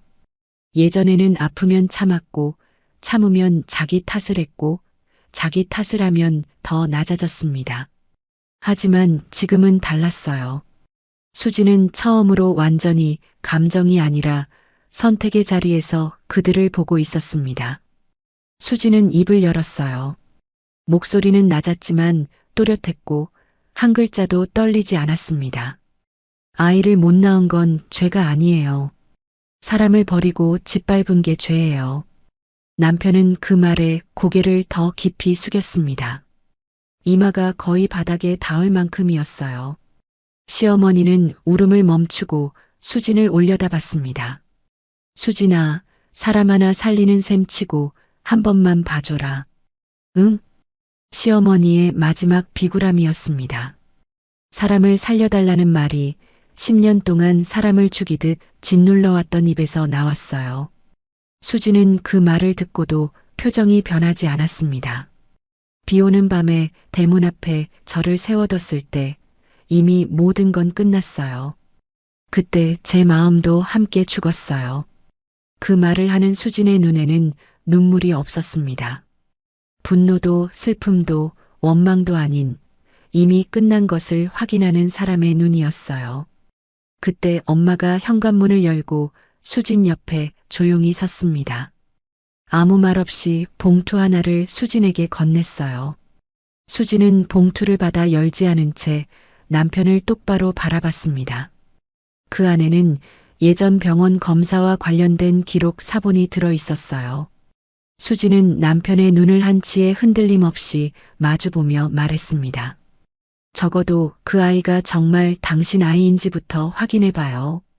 나는 더는 속지 않아요. 그 한마디에 남편의 얼굴이 완전히 무너졌습니다. 무릎을 꿇고 있던 자세가 더 깊이 주저앉았고 두 손이 바닥을 짚었어요. 시어머니는 무슨 뜻이냐고 떨리는 목소리로 되물었지만 남편은 고개를 들지 못했고 아무도 답하지 못했습니다. 마당에는 짧은 바람 소리만 흘렀어요. 수진은 봉투를 남편 앞 바닥에 내려놓았습니다. 그리고 마지막으로 또렷하게 말했어요. 그날 비 오던 밤 당신들이 문 닫은 순간 내 인생도 거기서 끝났어요. 남편이 고개를 들어 수진을 바라봤습니다. 눈가가 젖어 있었지만 수진은 그 눈물에 흔들리지 않았어요. 폭우 속에서 대문을 두드리며 울었던 그 밤, 남편은 수진의 눈물에 흔들리지 않았으니까요. 이제 당신들 일은 내 인생이 아니에요. 수진은 그렇게 말하고 돌아섰습니다. 현관문을 향해 걸어가는 수진의 등은 고닫고 걸음은 흔들리지 않았어요. 뒤에서 남편이 뭔가 소리를 질렀고 시어머니가 울부짖는 소리가 들렸지만 수진은 한 번도 뒤돌아보지 않았습니다. 현관문이 닫혔습니다. 문 안쪽에서 수진은 잠시 멈춰 섰어요. 등 뒤로 남편의 목소리와 시어머니의 울음소리가 문을 뚫고 들어왔지만 수진의 귀에는 더 이상 닿지 않았습니다. 숨을 한번 깊이 들이쉬고 천천히 내쉬었어요. 눈물이 날 줄 알았는데 나오지 않았습니다. 대신 가슴속 깊은 곳에서 오래 눌려있던 무언가가 풀려나는 게 느껴졌어요. 10년 동안 자기를 옥죄고 있던 줄이 끊어진 것 같았습니다. 죄책감이라는 이름으로, 미안함이라는 이름으로, 아내라는 이름으로 묶여있던 것들이 하나씩 떨어져 나가고 있었어요. 엄마가 다가와 수진의 어깨에 손을 얹었습니다. 아무 말도 하지 않았어요. 그 손의 무게만으로 충분했습니다. 수진은 엄마의 손 위에 자기 손을 겹치고 조용히 고개를 끄덕였어요. 끝난 거였습니다. 진짜로 완전히 되돌릴 수 없게. 수진은 더 이상 버려진 사람이 아니었어요. 스스로를 되찾은 사람이었습니다. 오늘 이야기 잘 들으셨나요? 수진의 이야기가 우리에게 주는 교훈은 분명합니다. 참는 것과 버티는 것은 다르다는 거예요. 참는 건 상대를 위해 나를 깎아내리는 거지만 버티는 건 언젠가 일어서기 위해 힘을 모으는 겁니다. 수진은 10년 동안 참기만 했어요. 아이를 낳지 못했다는 죄책감으로 스스로를 가두고 남편의 변심을 알면서도 눈을 감았죠. 하지만 폭우 속 대문 앞에서 무너진 그 순간 수진은 비로소 깨달았습니다. 내가 죄인이 아니었다는 걸요. 세상에는 수진처럼 사랑이라는 이름 아래 자기 자신을 지워가며 사는 분들이 적지 않습니다. 상대의 잘못을 내 탓으로 돌리고 떠나야 할 때 떠나지 못하고 참으면 나아질 거라고 믿으며 하루하루를 견디는 분들이요. 하지만 상대가 나를 존중하지 않는다면 그건 이미 사랑이 아닙니다. 나를 지키는 것이 이기적인 게 아니라 오히려 가장 먼저 해야 할 일이에요. 그리고 떠나는 것이 무너지는 게 아니라 자기를 되찾는 첫걸음이 될 수 있다는 것. 그것이 오늘 이야기가 전하는 가장 큰 교훈이라고 생각합니다. 여러분의 인생에서 닫힌 문 앞에 서 있는 순간이 있다면 그 문을 두드리는 대신 돌아서는 용기를 내보셨으면 좋겠습니다. 돌아서는 순간 비로소 새로운 문이 열리니까요. 오늘도 끝까지 들어주셔서 감사합니다.